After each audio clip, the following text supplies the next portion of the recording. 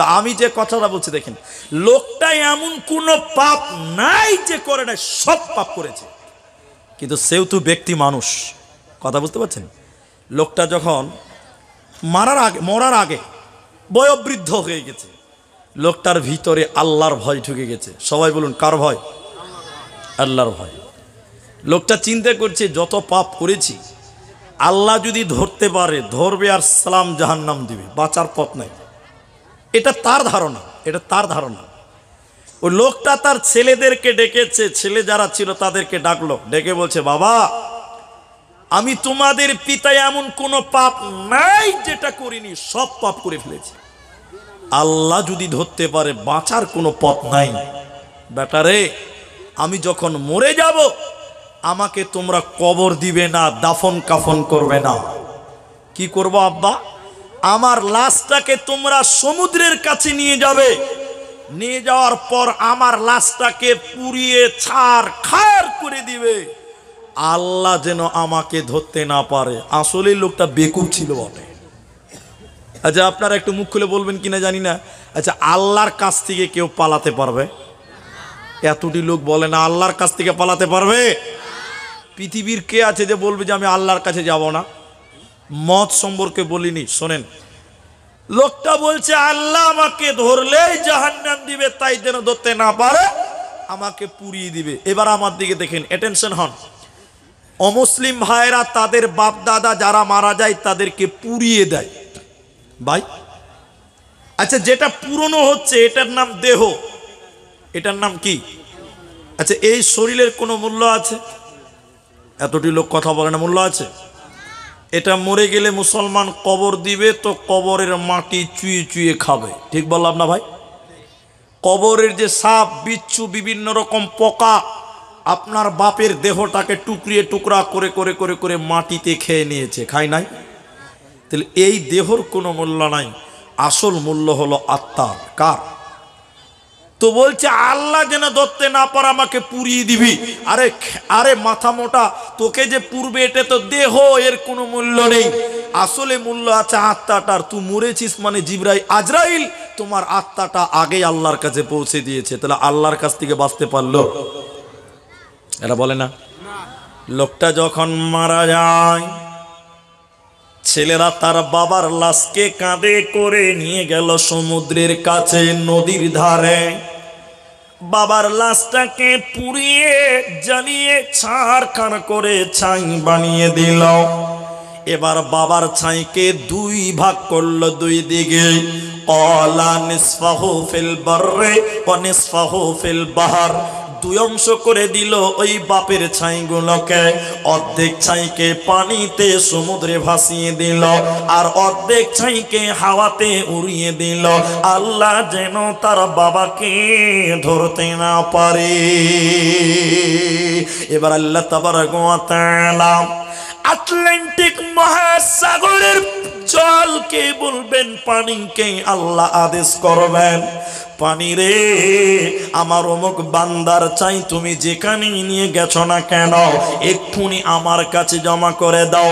তাহলে সব কথা, সব জিনিসই আল্লাহর কথা শুনে, এই সমুদ্রের পানি জল পর্যন্ত আল্লাহর কথা শুনে এবার সমুদ্রের জল ওই ব্যক্তির চাইগুলোকে আল্লাহর সামনে জমা করে দিল। এবার আল্লাহ ঝড় বাতাসকে বলছেন, বাতাস আমার অমুক বান্দার চাই তুমি যেখানে নিয়ে গেছো না কেন এক্ষুনি আমার কাছে জমা করে দাও। হাওয়া বাতাস সেই ব্যক্তির ছাই জমা করে দিল, সমুদ্রের পানি পর্যন্ত ছাই জমা করে দিল। আল্লাহ ওই ছাই থেকে মানুষ বানাবেন, মানুষের বডি বানাবেন, দেহটা আবার বানাবেন। বানানোর পর আল্লাহ ওর ভিতরে আত্মাটা ভরে দেবে, যে আত্মাটা আজরাইল আগে আল্লাহর কাছে পৌঁছে দিয়েছে। ওই আত্মাটা তার ভিতরে দেওয়ার পর আল্লাহ তাবারক ওয়া তাআলা তাকে বলবে, তুমি বলো, তুমি বলো, তুমি বলো তোমার ছেলে মেয়েদেরকে এই ওসিয়ত কেন কেন কেন করেছিলে বলো, কিসের কারণে তুমি তোমার ছেলে মেয়েদেরকে এই ওসিয়ত করেছিলে বলো। আল্লাহ কিন্তু সব জানেন, তিনি আলিমুম বিযাতিস সুদূর।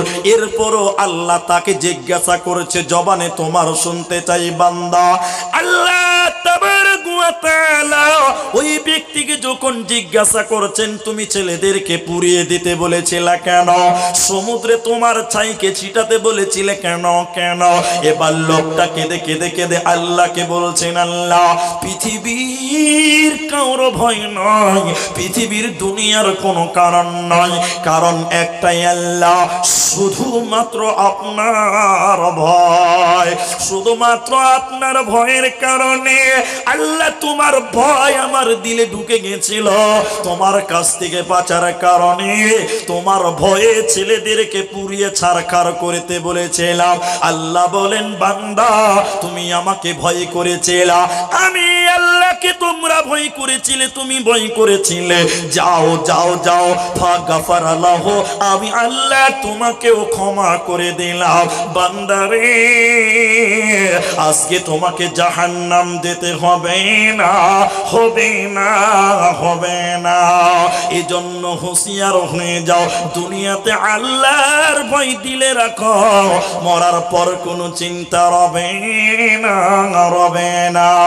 আল্লাহর নবী বলেন ওয়া রাজুলুন যাকারাল্লাহু খালিয়ান ফাফাজাতুহু আইনাহু, যে ব্যক্তি আল্লাহর ভয় কানবে ওই ব্যক্তি আল্লাহর আরশের নিচের মেহমান বেনে যাবে, ওর কোনো চিন্তা থাকবে না, রবে না, রবে না।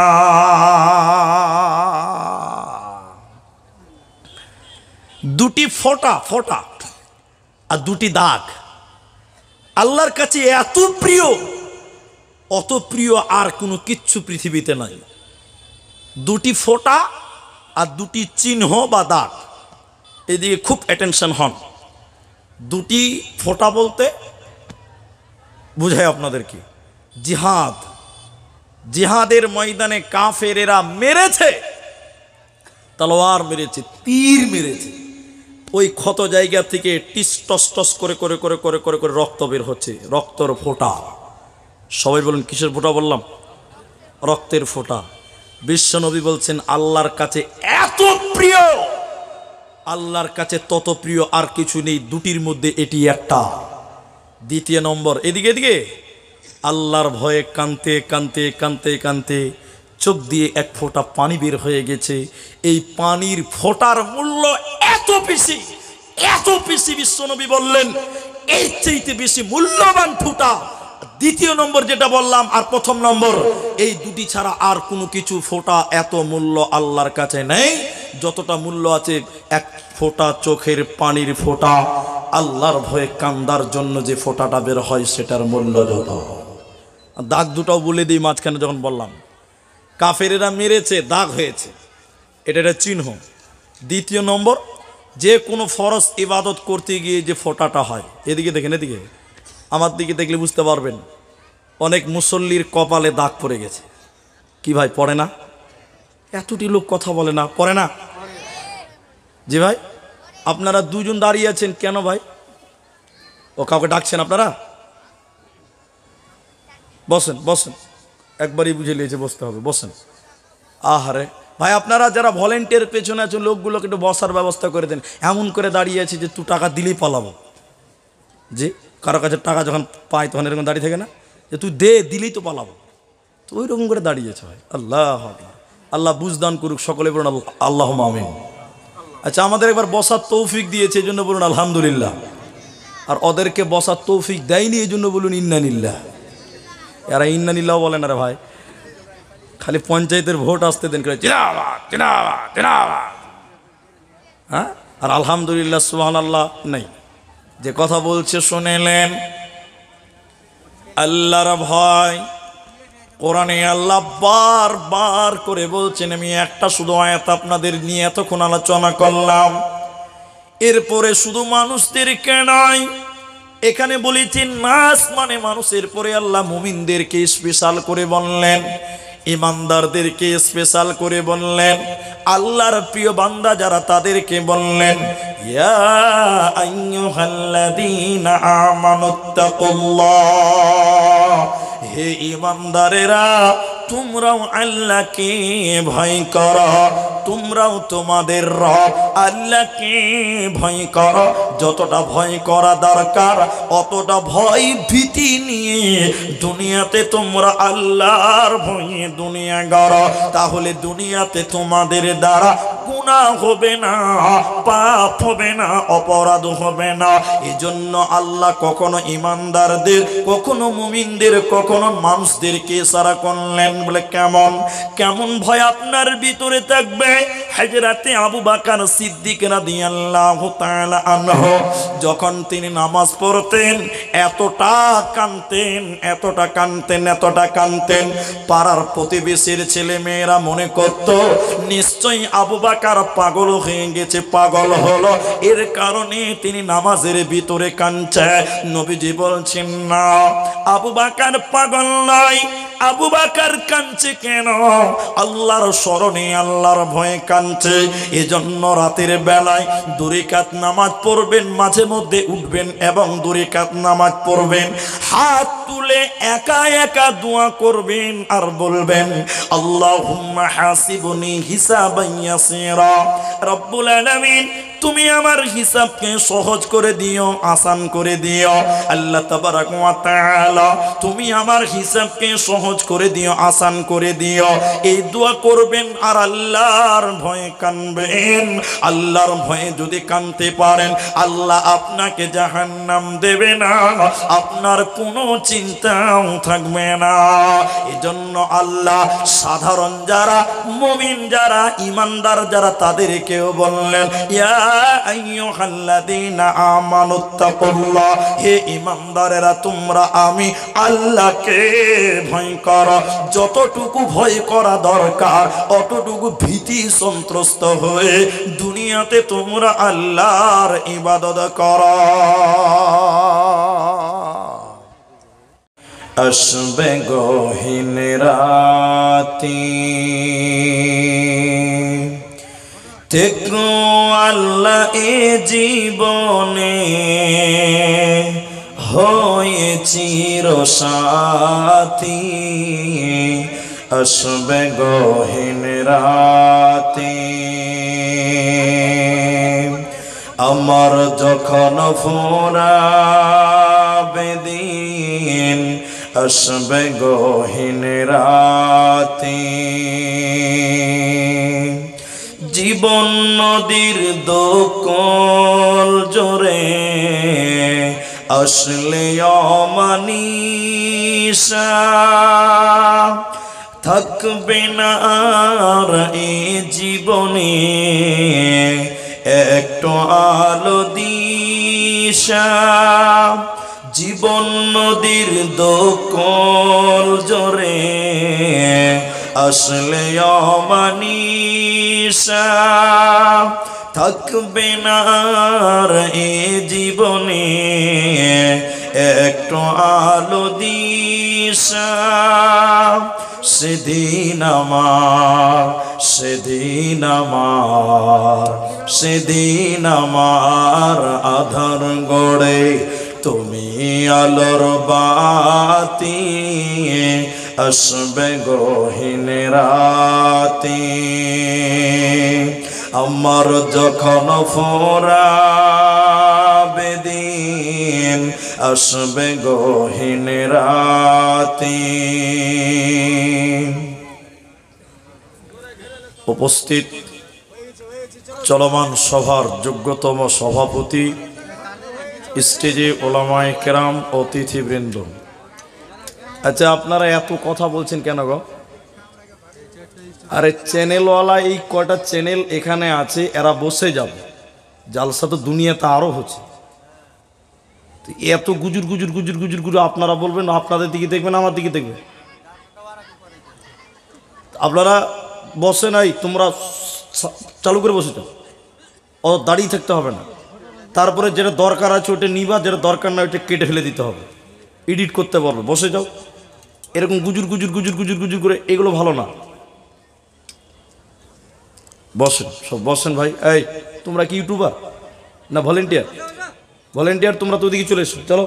আমি সামনের দিকে, তোমাদের দরকার নাই, আমি আছি, হটো ওখান থেকে। এই আপনারা বসেন, হয় বসেন, নাহলে এখান থেকে চলে যান, এভাবে দাঁড়িয়ে থাকবেন না। কেউ দাঁড়িয়ে থাকবে না। এই তো পরিবেশ হয়ে গেল, আর এদিকে আসতে হবে না, ওখানেই থাকো, বাস ওখানেই থাকো। স্ট্যান্ড লাগার সিস্টেম, সামনে যারা থাকবে নিচে থাকবে, পেছনে যারা থাকবে তারা উঁচে থাকবে। সামনের লোক যদি হ্যান্ডোলা সাজিয়ে দেন তো পেছনের লোক কি করে দেখবে? প্রশংসা করি সে আল্লাহর, যে আল্লাহ আমাদেরকে এক মসজিদ কেন্দ্রিক আয়োজিত মাহফিলে বসিয়ে কোরআন এবং হাদিসের আলোচনা করার, আপনাদের শ্রবণ করার যিনি তৌফিক ইনায়াত করেছেন, সেই মহান মনিবের দরবারে শুকরিয়া আদায় করি। আমরা সকলেই বলি আলহামদুলিল্লাহ। দরুদ ও সালাম বর্ষিত হোক সরকারে কায়নাত তাজদারে মাদানী নবী কুল শিরোমণি ইমামুল আম্বিয়া নবী মক্কি নবী মাদানী নবী আহমদ নবী মুহাম্মদুর রাসূলুল্লাহ সাল্লাল্লাহু আলাইহি ওয়াসাল্লাম। আল্লাহুম্মা আমিন, আল্লাহুম্মা সাল্লি আলাইহি, আল্লাহুম্মা বারিক আলাইহি। মোহতারাম ভাইও, আজিজ ও বুজুর্গ দোস্ত, কোরআনুল কারীম প্রায় 4 জায়গা থেকে 4টি আয়াত, হাদিসে নববী থেকে একটি মাত্র হাদিসের টুকরো পাঠ করেছি। উল্লেখিত আয়াত এবং হাদিসকে কেন্দ্রবিন্দুর মধ্যে রেখে এক সাবজেক্ট কেন্দ্রিক কথা বলবো। দ্বিতীয়ত, মসজিদের উন্নতি করবে জলসা, ওই বিষয়টিও লক্ষ্য রাখবো ইনশাআল্লাহ। আলাইহি তাওয়াক্কালতু ওয়া ইলাইহি উনীব। মহতারাম ভাই ও বুজুর্গ দোস্ত, আমি আমার আলোচ্য বিষয় বলার পূর্বে 2টি আবেদন করব, মাত্র 2টি কথা। কেন যে বেশি সময় নষ্ট করবই না। প্রথম আবেদন হলো, আমি আপনাদের কিছু কথা জিজ্ঞাসা করব, আপনারা মুখ খুলে উত্তর দেবেন। সবাই একবার বলুন ইনশাআল্লাহ। ইনশাআল্লাহ বলুন। দ্বিতীয় কথা হলো, যারা শ্রোতা হিসেবে এসেছেন, গতকালকে এসেছিলেন, আপনারা আজকের এই বৈঠকে এখন যারা বসেছেন 10 মিনিট টাইমার কেউ উঠিয়েন না। তাতে খারাপ লাগলেও 10 মিনিট উঠিয়েন না। 10 মিনিট পর যদি বিরক্ত মনে হয় চলে যাবেন, অন্যথায় বসে থাকবেন। 10 মিনিট আগে কেউ উঠবেন না। আর আপনাদের কিছু কথা জিজ্ঞাসা করব, উত্তর দেবেন। আরেকবার বলুন ইনশাআল্লাহ। আমি আপনাদের সামনে একটা বিষয় নিয়ে কথা বলবো, সে বিষয়টি হলো আল্লাহর ভয়। আল্লাহ তাবারক ওয়া তাআলার ভয়। এই বিষয়ে কথা বলার পূর্বে মানুষদেরকে বুঝাবার জন্য 2-3টি উপদেশমূলক কথা বলছি। ভাগজান এলাকায় বিভিন্ন সময়ে বিভিন্ন রকমের জালসা হয়। এরপরে অত্র এলাকার মানুষ প্রতি জুমার দিন খুতবা শুনে, হাদিস কোরআনের কথা শুনে। এরপরে বছরে 2টি ঈদের খুতবা শুনে। বিভিন্ন সময় আলেম ওলামাদের মুখে কোরআন হাদিসের কথা শুনে, কিন্তু শোনার পরেও মানুষদের পথ, মানুষের ক্যারেক্টার, মানুষের চরিত্র বা মানুষের ঈমানের কোনো উন্নতি লক্ষ্য করা যায় না।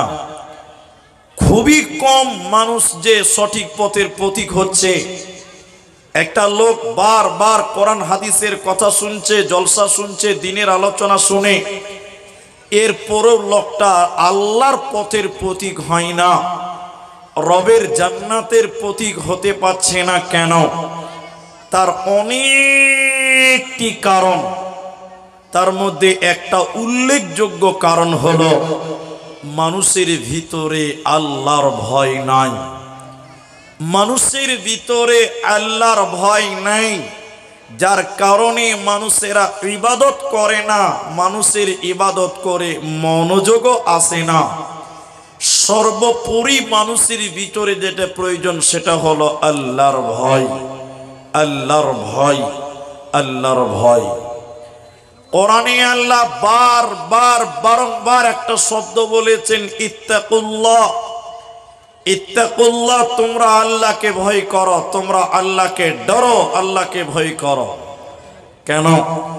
যতক্ষণ পর্যন্ত আল্লাহর ভয় পৃথিবীতে আপনার বুকে না আসবে অতক্ষণ পর্যন্ত আপনি ইবাদত করে মজা পাবেন না, মনোযোগীও আসতে পারে না।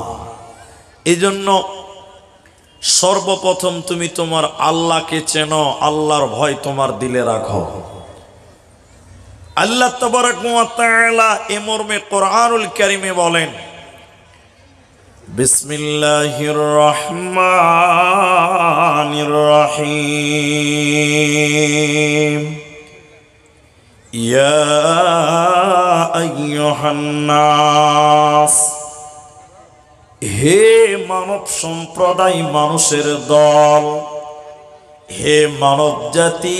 নাস মানে মানুষ, সে যে কোনো গোত্রের, যে কোনো মতের, যে কোনো মাযহাবের, যে কোনো ধর্মের হোক। কেউ আল্লাহ বলেন, কেউ প্রভু বলেন, কেউ ভগবান বলে, কেউ গড বলে। আল্লাহ তাবারক ওয়া তাআলা বলেন, ইয়া আইয়ুহান নাস, হে মানব মণ্ডলী, মানব সম্প্রদায়, তোমরা শোনো। ইত্তাকুল্লাহ, তোমরা আল্লাহকে ভয় করো। তুমি তোমার আল্লাহকে ভয় করো, তুমি তোমার রবকে ভয় করো। কেন কেন কেন, কিসের কারণে তুমি আল্লাহকে ভয় করবে? শোনো, আল্লাহ তাবারক ওয়া তাআলা বলেন, ইন্না যালজালাতাস সাআতি শাইউন আযীম, কিয়ামতের ভয়ঙ্কর কম্পন সম্পর্কে তোমরা আল্লাহকে ভয় করো। কিয়ামতের ভয়ঙ্কর দিন সম্পর্কে তোমরা ভয় করো, যেদিন পৃথিবীতে জালজাল শুরু হয়ে যাবে।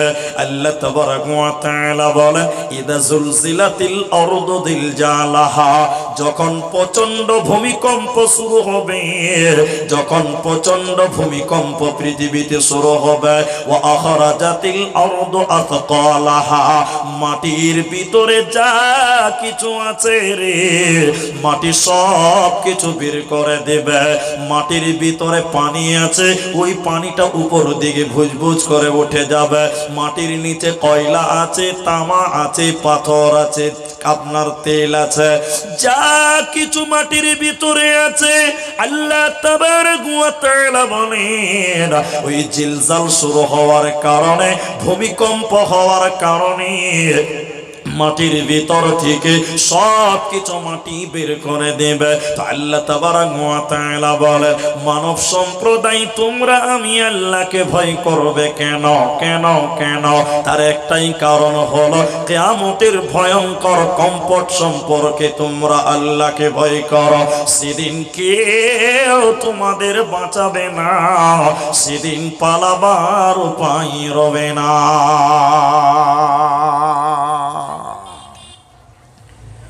এই জন্য তোমরা আল্লাহকে ভয় করো।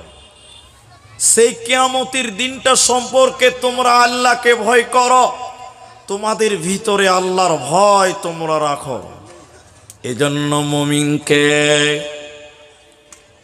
মুমিন কাকে বলা হয়? প্রকৃত মুমিনকে আল্লাহ তাবারক ওয়া তাআলা কোরআনে বলেন, যার সামনে আল্লাহর কথা বলা হবে, যার সামনে রবের জিকির করা হবে, আল্লাহর কথা বলা হবে, লোকটা যদি মুমিন হয়, লোকটার ভিতরে আল্লাহর ভয় ঢুকে যাবে। ওই লোকের ভিতরটা ভয়ে কন্দনরত হবে। এজন্য আল্লাহ তাবারক ওয়া তাআলা বলে, মুমিনকে আল্লাহর জিকির শুনি যার ভিতরে ভয় ঢুকে যায়, ওই লোকটাকে বলা হয় প্রকৃত মুমিন।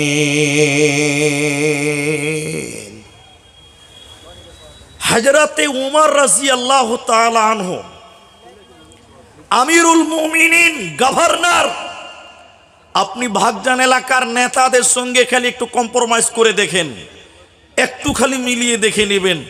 আমি আজকে নেতাদের ব্যাপারে কথা বলবো না, আল্লাহর ভয় সম্পর্কে বলছি, কিন্তু প্রসঙ্গ নিয়ে 2-1 মিনিট বলতে হতে পারে। এদিকে দেখেন, আমিরুল মুমিনিন খলিফাতুল মুসলিমিন হযরত উমর, তিনি যখন নেতা, রাতের বেলায় সঙ্গীদেরকে নিয়ে গোটা ভাগজান এলাকা তিনি পাহারা দিচ্ছেন, তোহর দিয়ে বেড়াচ্ছে।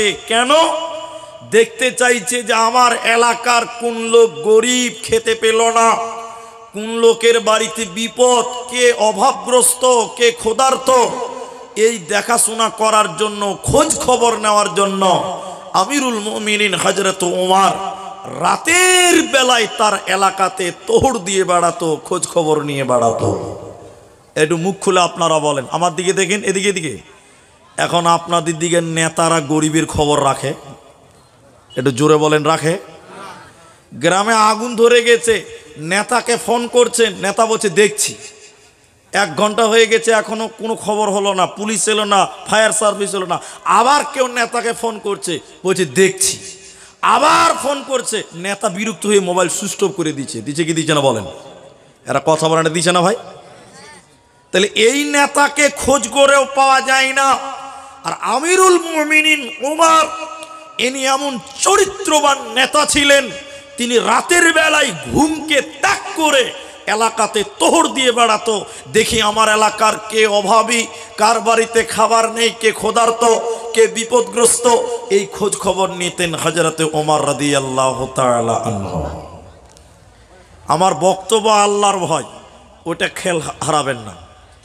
রাতের বেলায় চলছেন ওমর, সঙ্গী সাথীরা তার সঙ্গে রয়েছে। আমিরুল মুমিনিন বললেন, বলো সাথীগণ, তোমরা আমাকে আল্লাহর একটা বিধান শোনাতে পারবে কি, যে বিধানটা শোনার কারণে আমি ওমরের ভিতরে আল্লাহর ভয় ঢুকে যাবে?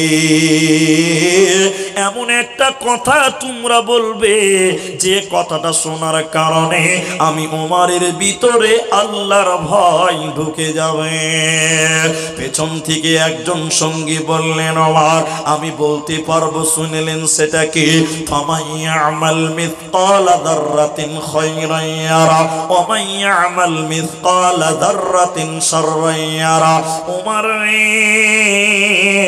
চলতে চলতে যদি যারা বারবার তুমি গুনাহ করো, সরিষা দানা পরিমাণ যদি ওমর তুমি গুনাহ করো, পাপ করো ওমর, কাল কিয়ামতের দিনে আল্লাহ তার জন্য তোমাকে সাজা দিবে, শাস্তি দিবে জাহান্নাম।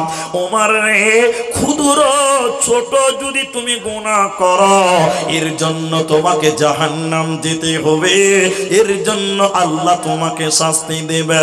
হযরতে ওমর বাচ্চা ছেলের মতন ডুকরে ডুকরে ডুকরে ডুকরে কাঁদতে লাগলেন। হযরতে ওমর বিচারের কথা শোনার কারণে বাচ্চা ছেলের মতন ডুকরে ডুকরে ডুকরে ডুকরে কাঁদতে লাগলেন। ওমর কাঁদছেন কেন? কি এমন কথা আছে কাঁদতে হবে কেন? ওমর বলছে, বন্ধুরে, সরিষা পরিমাণ গুনার কারণে যদি জাহান্নাম যেতে হয়, যারা বরাবর গুনার কারণে যদি জাহান্নাম যেতে হয়, আজকে দুনিয়াতে কত গুনাহ হয়, আজকে দুনিয়াতে কত পাপ হচ্ছে, তাহলে বিচারের মাঠে কি করে আমি বাঁচবো? ওমর বাচ্চা ছেলের মতন ডুকুরে ডুকুরে কাঁদতে লাগলেন। পেছন দিক থেকে আবার সাহাবী বলছে, ওমর লা তাকনাতু মির রাহমাতিল্লাহ, আল্লাহর রহমত থেকে বঞ্চিত হয় না, আল্লাহর দয়া থেকে তুমি বঞ্চিত হয় না। তাহলে উমরের মতন লোক একটা আয়াত শোনার কারণে তার ভিতরে আল্লাহর ভয় ঢুকে যায়। আর আমাদের গুনাহ যদি খাতাতে লিখতে লাগেন, শুরু হবে তো শেষ হবে না। ঠিক বললাম না ভুল বললাম? একটু হ্যাঁ না বলেন। শুরু করেন গুনাহ লিখতে, যে কতটা গুনাহ আজকে করলাম, কলম শুরু হবে, একের পর একবার হতেই থাকবে, শেষ হবে না ভাই।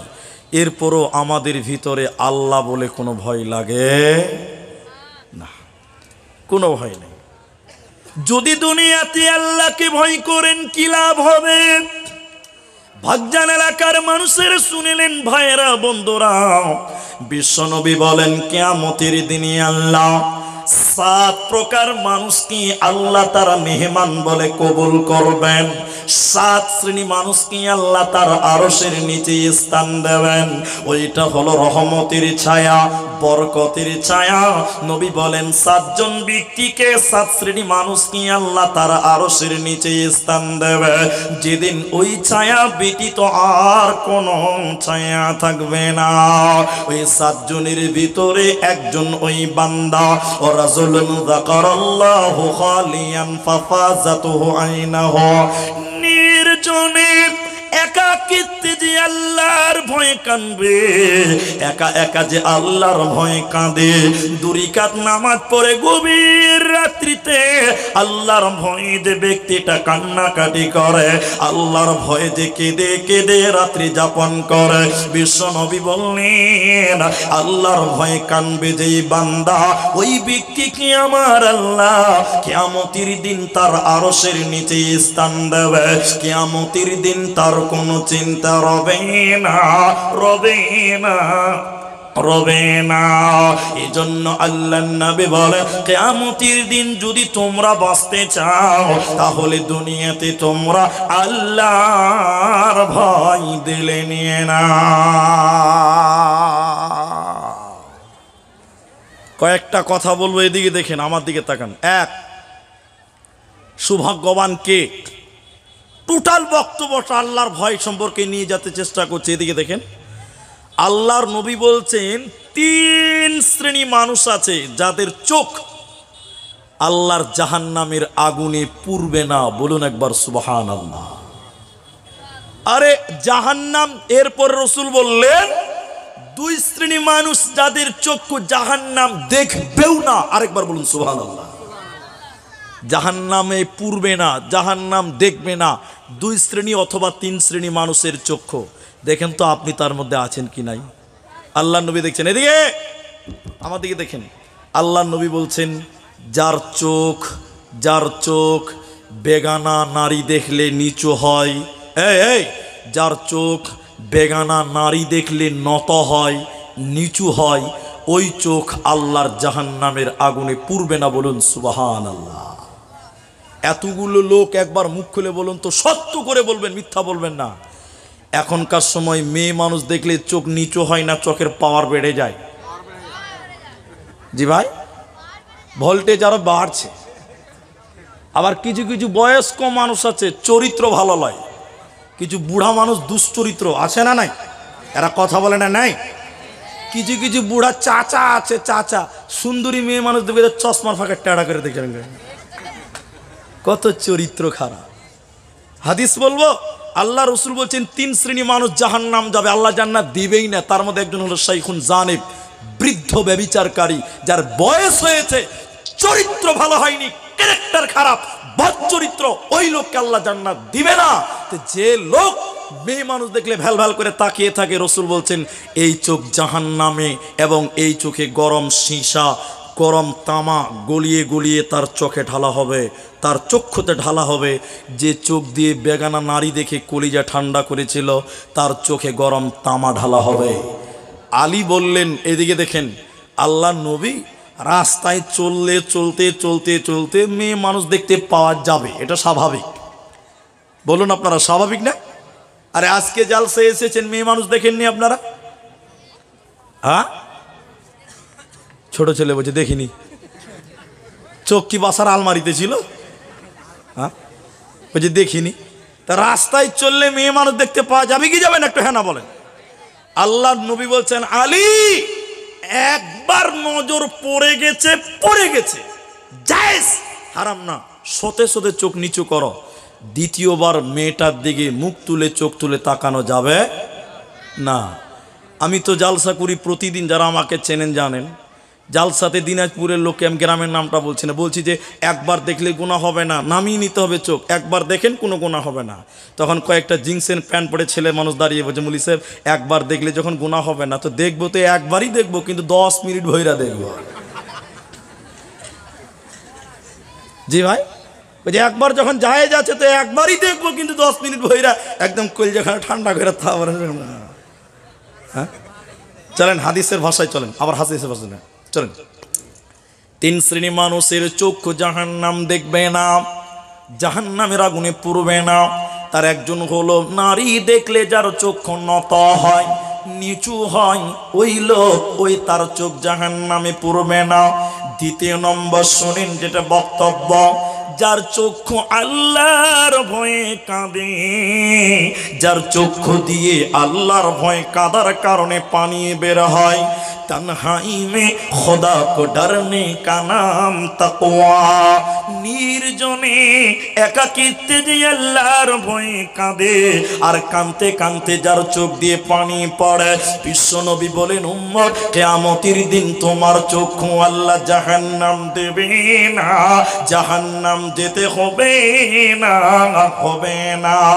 এজন্য নবী বলে, তোমরা জাহান্নাম থেকে বাঁচবে আল্লাহর ভয়ে, তোমরা কানবে, আল্লাহকে তোমরা ভয় করবে, তোমাদের জাহান্নাম যেতে হবে না, হবে না।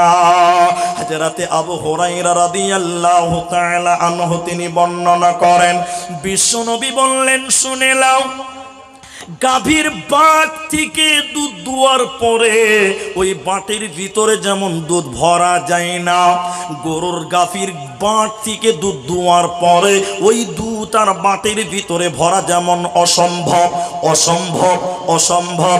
বিশ্বনবী বলেন, আল্লাহর ভয়ে কানবে যে ব্যক্তিটা, ওই ব্যক্তির জাহান্নাম যাওয়াটাও তেমন অসম্ভব। অতএব আল্লাহর ভয়ে কানবে যারা, ওরা আল্লাহর জাহান্নাম থেকে বেঁচে যাবে, ওরা জাহান্নাম যাবে না, মিল যেতে হবে না। এজন্য বিশ্ব নবীর চরিত্রটা দেখলেন, নবীজি কেমন আল্লাহকে ভয় করতেন, সাহাবীরা কেমন আল্লাহকে ভয় করতেন, একটু আপনারা নজরপাত করুন। আল্লাহর নবী বলেন, ওয়াল্লাযী নাফসি বিয়াদিহি লাউ তা'লামুনা মা আ'লামুন, আমি সেই আল্লাহর কসম করে বলছি, বিশ্ব নবী বললেন, শোনো, ওই আল্লাহর কসম করে আমি বলি, আমি যতটা আল্লাহকে জানি তত তোমরা আল্লাহকে জানতে, আমি যতটা আল্লাহকে জানি তোমরা যদি ততটা আল্লাহকে জানতে। লাউ তা'লামুনা মা আ'লামুন লা বাকাইতুম কাসীর ওয়ালা যাহিকতুম কলিল, তাহলে দুনিয়াতে তোমরা হাসতে কম কাঁদতে বেশি, তাহলে দুনিয়াতে তোমরা হাসতে কম কাঁদতে বেশি। আর আজকের মুসলমান হাসে বেশি কাঁদে কম, তার মানে আমাদের ভিতরে আল্লাহ জ্ঞান নাই, আমাদের ভিতরে আল্লাহর ভয় নাই। আল্লাহ তাবারাক ওয়া তাআলা বলেন, ইয়া আইয়ুহান নাস ইত্তাকু রাব্বাকুম ইন্না যালজালাতাস সাআতি শাইউন আযীম, কিয়ামতের ভয়ঙ্কর কম্পট সম্পর্কে তোমরা আল্লাহকে ভয় করো।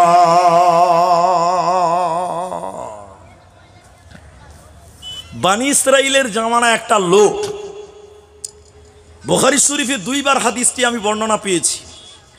বনি ইসরাইলের জামানায় একটা লোক, আশরাফা আলা রাজুলুন, বানি ইসরাইল, সেই লোকটা এমন কোন পাপ নাই যেটা সে করে নাই, সব পাপ করেছে, সব পাপ তার দ্বারা হয়েছে। কি পাপ করেছে? মানুষ মার্ডার করেছে, জেনা করেছে, চুরি করেছে, মানে অল পাপ, এমন কোনো অন্যায় নাই যেটা সে করে নাই। আমার দিকে খুব লক্ষ্য করেন, পেছনে অনেক লোক দাঁড়িয়ে আছেন, আমি কিন্তু দেখতে পাচ্ছি। বসেন, আল্লাহর রাস্তায় বসেন, যদি জায়গা না হয় সামনে আসেন, এখনো 200-400 লোক বসার জায়গা সামনে আছে। আর তাও যদি জায়গা না হয় স্টেজ আছে, বসার জায়গা দিতে হবে, মেহমান ডেকেছেন বসতে দিতে হবে। ভাই বসেন, এই চাদরওয়ালা বসো। বাবু আমার পেছন দিকে তাকাচ্ছে যে অন্য কাউকে বললো নাকি, গরুর গোশত বেশি খেয়ে নিয়েছে, কথা বুঝে না। বসেন, আল্লাহর রাস্তায় বসেন ভাই।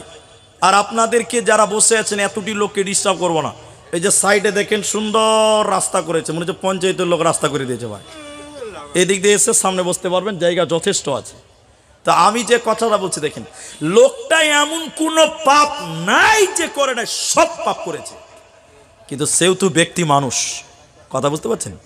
লোকটা যখন মরার আগে বয়োবৃদ্ধ হয়ে গেছে, লোকটার ভিতরে আল্লাহর ভয় ঢুকে গেছে। সবাই বলুন, কার ভয়? আল্লাহর ভয়। লোকটা চিন্তা করছে যত পাপ করেছি আল্লাহ যদি ধরতে পারে ধরবে আর সালাম জাহান্নাম দিবে, বাঁচার পথ নাই। এটা তার ধারণা, এটা তার ধারণা। ওই লোকটা তার ছেলেদেরকে ডেকেছে, ছেলে যারা ছিল তাদেরকে ডাকলো, ডেকে বলছে বাবা আমি তোমাদের পিতা এমন কোনো পাপ নাই যেটা করিনি, সব পাপ করে ফেলেছি। আল্লাহ যদি ধরতে পারে বাঁচার কোনো পথ নাই। বেটারে আমি যখন মরে যাব আমাকে তোমরা কবর দিবে না, দাফন কাফন করবে না। কি করবো আব্বা? আমার লাশটাকে তোমরা সমুদ্রের কাছে নিয়ে যাবে, নিয়ে যাওয়ার পর আমার লাশটাকে পুড়িয়ে ছাড় খার করে দিবে, আল্লাহ যেন আমাকে ধরতে না পারে। আসলে লোকটা বেকুব ছিল বটে। আচ্ছা আপনারা একটু মুখ খুলে বলবেন কিনা জানি না, আচ্ছা আল্লাহর কাছ থেকে কেউ পালাতে পারবে? এতটি লোক বলে না আল্লাহর কাছ থেকে পালাতে পারবে? পৃথিবীর কে আছে যে বলবে যে আমি আল্লাহর কাছে যাব না? মত সম্পর্কে বলিনি, শোনেন। লোকটা বলছে আল্লাহ আমাকে ধরলেই জাহান্নাম দিবে, তাই যেন ধরতে না পারে আমাকে পুড়িয়ে দিবে। এবার আমার দিকে দেখেন, অ্যাটেনশন হন। অমুসলিম ভাইরা তাদের বাপ দাদা যারা মারা যায় তাদেরকে পুড়িয়ে দেয় ভাই। আচ্ছা যেটা পুরনো হচ্ছে এটার নাম দেহ, এটার নাম কি? আচ্ছা এই শরীরের কোনো মূল্য আছে? এতটি লোক কথা বলে না মূল্য আছে?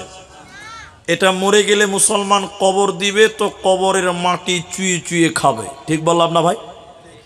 কবরের যে সাপ বিচ্ছু বিভিন্ন রকম পোকা আপনার বাপের দেহটাকে টুকরিয়ে টুকরা করে করে করে করে মাটিতে খেয়ে নিয়েছে, খায় নাই? তাহলে এই দেহর কোনো মূল্য নাই, আসল মূল্য হলো আত্মার। কার? তো বলছে আল্লাহ যেন ধরতে না পারে আমাকে পুড়িয়ে দিবি। আরে আরে মাথা মোটা, তোকে যে পুড়বে এটা তো দেহ, এর কোনো মূল্য নেই। আসলে মূল্য আছে আত্মাটার। তুই মরেছিস মানে আজরাইল তোমার আত্মাটা আগে আল্লাহর কাছে পৌঁছে দিয়েছে। তাহলে আল্লাহর কাছ থেকে বাঁচতে পারলো? এরা বলে না। লোকটা যখন মারা যায় ছেলেরা তার বাবার লাশকে কাঁধে করে নিয়ে গেল সমুদ্রের কাছে, নদীর ধারে। বাবার লাশটাকে পুড়িয়ে জ্বালিয়ে ছারখার করে ছাই বানিয়ে দিল। এবার বাবার ছাইকে দুই ভাগ করলো, দুই দিকে। ক্বালা নিসফাহু ফিল বাররি ওয়া নিসফাহু ফিল বাহর। দুই অংশ করে দিল ওই বাপের ছাইগুলোকে। অর্ধেক ছাইকে পানিতে সমুদ্রে ভাসিয়ে দিল, আর অর্ধেক ছাইকে হাওয়াতে উড়িয়ে দিল, আল্লাহ যেন তার বাবাকে ধরতে না পারে।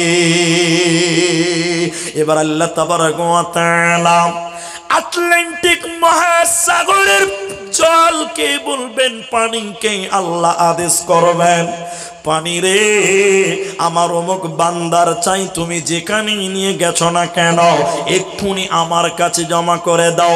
তাহলে সব কথা, সব জিনিসই আল্লাহর কথা শুনে, এই সমুদ্রের পানি জল পর্যন্ত আল্লাহর কথা শুনে এবার সমুদ্রের জল ওই ব্যক্তির চাইগুলোকে আল্লাহর সামনে জমা করে দিল। এবার আল্লাহ ঝড় বাতাসকে বলছেন, বাতাস আমার অমুক বান্দার চাই তুমি যেখানে নিয়ে গেছো না কেন এক্ষুনি আমার কাছে জমা করে দাও। হাওয়া বাতাস সেই ব্যক্তির ছাই জমা করে দিল, সমুদ্রের পানি পর্যন্ত ছাই জমা করে দিল। আল্লাহ ওই ছাই থেকে মানুষ বানাবেন, মানুষের বডি বানাবেন, দেহটা আবার বানাবেন। বানানোর পর আল্লাহ ওর ভিতরে আত্মাটা ভরে দেবে, যে আত্মাটা আজরাইল আগে আল্লাহর কাছে পৌঁছে দিয়েছে। ওই আত্মাটা তার ভিতরে দেওয়ার পর আল্লাহ তাবারাক ওয়া তাআলা তাকে বলবে, তুমি বলো, তুমি বলো, তুমি বলো তোমার ছেলে মেয়েদেরকে এই ওসিয়ত কেন কেন কেন করেছিলে বলো, কিসের কারণে তুমি তোমার ছেলে মেয়েদেরকে এই ওসিয়ত করেছিলে বলো। আল্লাহ কিন্তু সব জানেন, তিনি আলিমুম বিযাতিস সুদূর। এরপরও আল্লাহ তাকে জিজ্ঞাসা করেছে, জবানে তোমার শুনতে চাই বান্দা। আল্লাহ তাবারাক ওয়া তাআলা ওই ব্যক্তিকে যখন জিজ্ঞাসা করছেন, তুমি ছেলেদেরকে পুড়িয়ে দিতে বলেছিলে কেন, সমুদ্রে তোমার ছাইকে ছিটাতে বলেছিলে কেন কেন।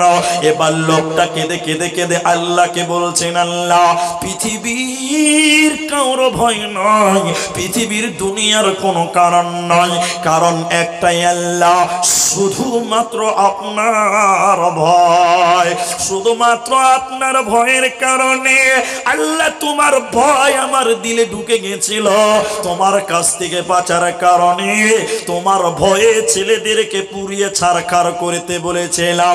আল্লাহ বলেন বান্দা তুমি আমাকে ভয় করেছিলা, আমি আল্লাহকে তোমরা ভয় করেছিলে, তুমি ভয় করেছিলে, যাও যাও যাও ফাগাফারা লাহু, আমি আল্লাহ তোমাকেও ক্ষমা করে দিলাম।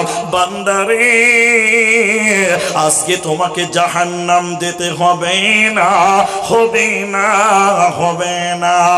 এজন্য হুঁশিয়ার হয়ে যাও, দুনিয়াতে আল্লাহর ভয় দিলে রাখো, মরার পর কোনো চিন্তা রবে না, রবে না। আল্লাহর নবী বলেন ওয়া রাজুলুন যাকারাল্লাহু খালিয়ান ফাফাজাতুহু আইনাহু, যে ব্যক্তি আল্লাহর ভয় কাঁদবে ওই ব্যক্তি আল্লাহর আরশের নিচের মেহমান বনে যাবে, ওর কোনো চিন্তা থাকবে না, রবে না, রবে না।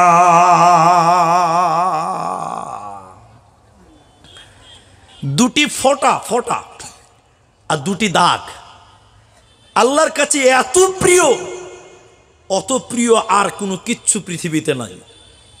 দুটি ফোঁটা আর দুটি চিহ্ন বা দাগ, এদিকে খুব অ্যাটেনশন হন। দুটি ফোঁটা বলতে বুঝায় আপনাদের কি, জিহাদ, জিহাদের ময়দানে কাফেরেরা মেরেছে, তলোয়ার মেরেছে, তীর মেরেছে, ওই ক্ষত জায়গা থেকে টিস টস টস করে করে করে করে করে করে রক্ত বের হচ্ছে, রক্তর ফোঁটা। সবাই বলুন কিসের ফোঁটা বললাম?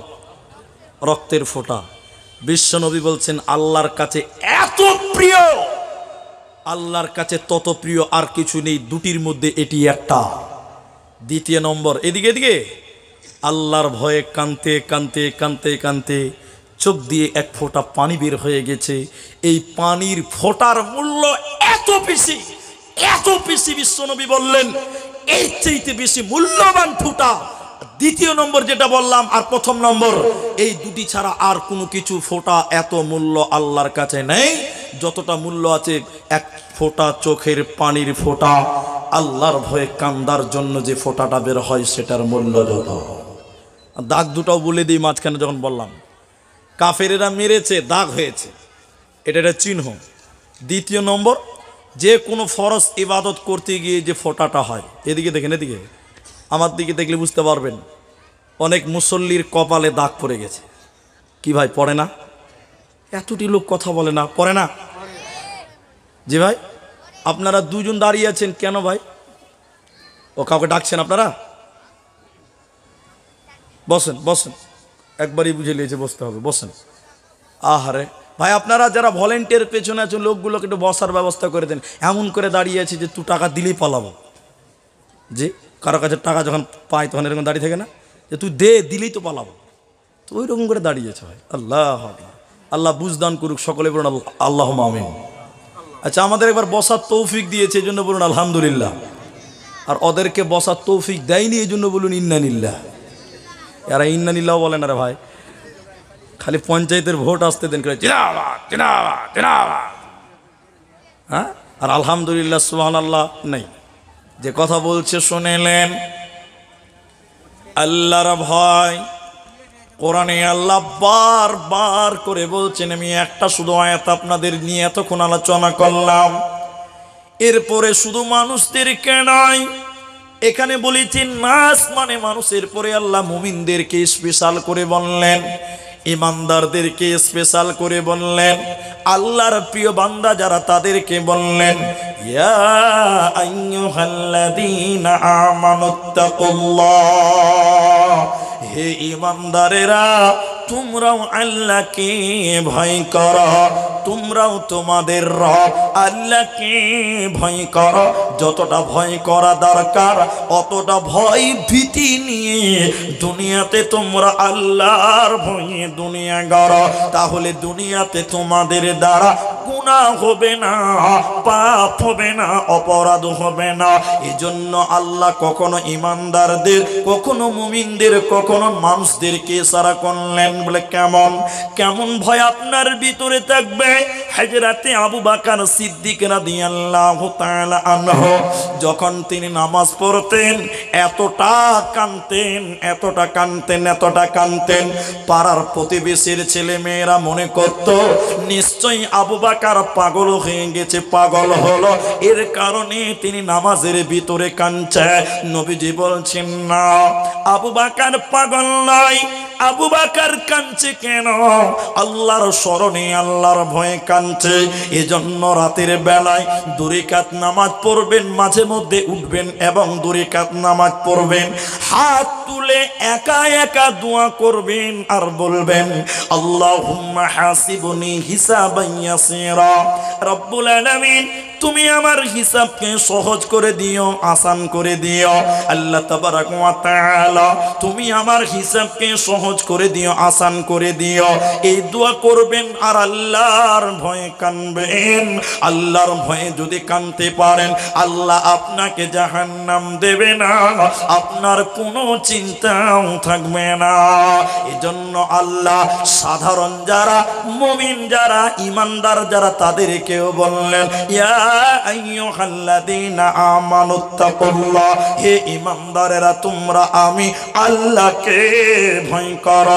যতটুকু ভয় করা দরকার অতটুকু ভীতি সন্ত্রস্ত হয়ে দুনিয়াতে তোমরা আল্লাহর ইবাদত করো।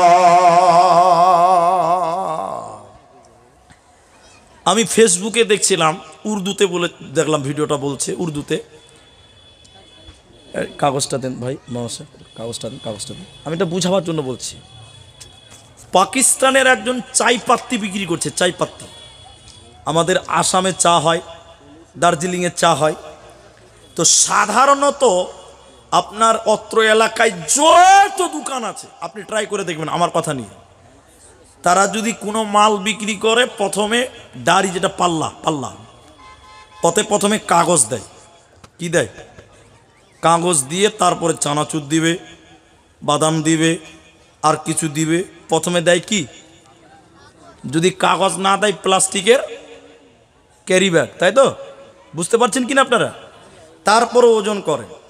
তো পাকিস্তানের একজন, মানে বলতে গেলে ফেমাস লোক পাকিস্তানের, তিনি চাই পাত্তি বিক্রি করছেন।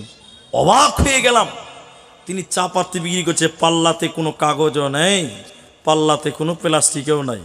একজনকে মাল দেওয়া হয়ে গেল, একটা তেনা আছে, তেনাদের শত মুছে নিল পাল্লাটা।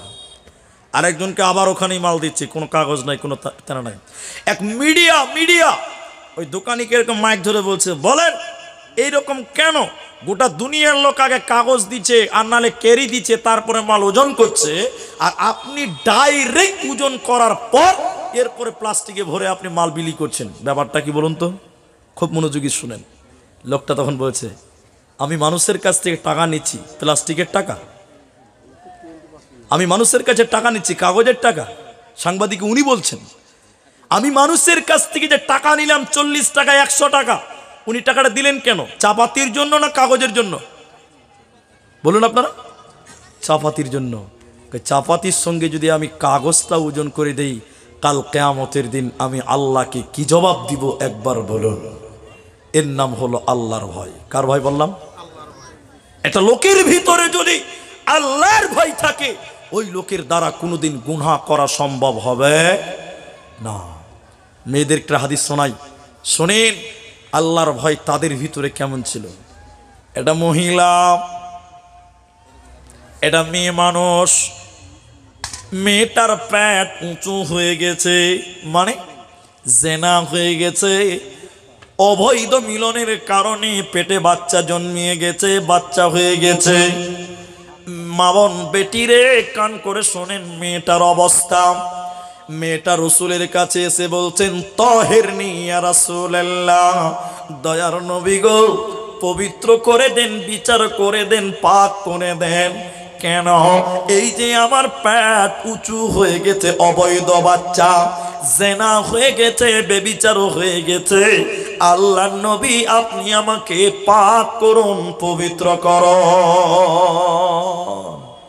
আল্লাহ রাসূল বলছেন চলে যাও, চলে যাও, চলে যাও। তুমি গুনাহ করেছো, তোমার পেটের বাচ্চা কোনো গুনাহ করে নেই। তো তোমাকে জানে মেয়েটা তার শাস্তি কি আছে? রজম। রজম মানে কোমর পর্যন্ত পুঁতবে বা বুক পর্যন্ত পুঁতবে, আর চারিদিক থেকে পাথর ইট ঢেল চালিয়ে চালিয়ে ওই লোকের বাকি অংশটুকু মাটির সঙ্গে মিশিয়ে দিবে। এটার অপরাধের শাস্তি, জেনার শাস্তি, ব্যভিচার করার শাস্তি। কাদের? বিবাহিত হওয়ার কারণে। মেয়েটাকে বললেন তুমি গুনাহ করেছো, তোমার পেটের বাচ্চা কোনো গুনাহ করে নাই, তুমি ফিরে যাও, যেদিন বাচ্চা প্রসব হবে সেদিন তুমি আমার কাছে আসবে, আমি তোমার বিচার করে দিব, তোমাকে পবিত্র করব। মায়েরা বোনেরা, আল্লাহর ভয় কাকে বলে এটুকুই বুঝাবো আপনাকে। মেয়েটা চলে গেল, বাচ্চা প্রসব হয়েছে বেটি আমার। বাচ্চাটাকে নেকড়াতে তেনাতে করে নিয়ে আল্লাহর নবীর কাছে আবার এসে বললেন তাহিরনি ইয়া রাসূলুল্লাহ, দয়ার নবী আপনি আমাকে পবিত্র করুন, পাক করে দেন। নবী গো আপনি আমাকে পবিত্র করুন, পাক করে দেন, আমার বাচ্চা জন্মে ডেলিভারি হয়ে গেছে, বিচার করে দেন। আল্লাহর নবী বললেন, আল্লাহর নবী বললেন উম্মতি রে, বান্দি রে, আজকে তোমাকে যদি রজম করে দেওয়া হয় তোমার পেটের বাচ্চাকে টিকিয়ে রাখা যাবে না। আজকে যদি তোমাকে রজম করা হয় এই পেটের বাচ্চাকে, তোমার যে একদিনের বাচ্চা, এই বাচ্চাকে টিকিয়ে রাখা যাবে না, মানুষ করা যাবে না। তাই তুমি ফিরে যাও, যেদিন বাচ্চা খেতে শিখবে ওই দিন তুমি আসবে, তোমার বিচার করব।